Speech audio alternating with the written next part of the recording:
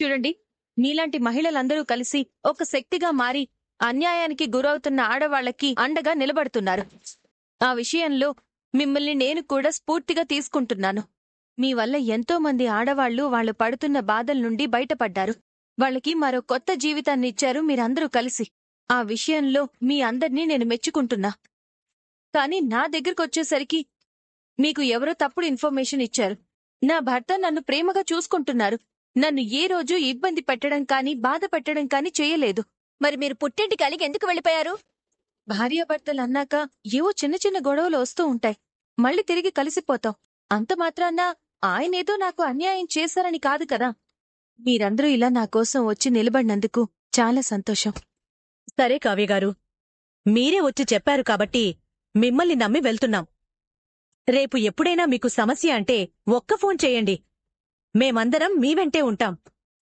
వాళ్లకు నువ్వే ఇన్ఫర్మేషన్ ఇచ్చి ఇక్కడ గొడవ జరిగేలా చేసి రాజ్తో పాటు మమ్మల్ని అందరినీ భయపెట్టి నీ దారికి తెచ్చుకోవాలనుకున్నావు, అంతే కదా? అలా చెయ్యాలి అనుకుంటే దానికోసం నేను పుట్టింటి వరకు వెళ్లాల్సిన అవసరం లేదు రుద్రాణి గారు. ఈ పని నేను చేయలేదు అని మీకు తప్ప ఇంట్లో అందరికీ తెలుసు. నేనిక్కడి వరకు వచ్చి మీ తరపున నిలబడి మాట్లాడినంత మాత్రాన మీ నిర్ణయానికి నేను అంగీకరించినట్టు మాత్రం అనుకోకండి. అభిప్రాయ భేదం వచ్చింది మీకు నాకు మాత్రమే. ఈ ఇల్లు ఎప్పటికీ నా అత్తారిల్లే. ఈ ఇంటి పరువు సమస్య అంటూ వస్తే నేను ఎప్పుడైనా వస్తాను, ఇలాగే మాట్లాడతాను. ఇంటికి సమస్య వచ్చిందనగానే క్షణం కూడా ఆలోచించకుండా వచ్చేశాం. మా మీద ఇంత ప్రేమున్నప్పుడు వెళ్ళిపోవడం ఎందుకు? ఇక్కడే ఉండొచ్చు కదా. ఆయన నా దారికి రారు, నేను ఆయన దారికి వెళ్ళలేను.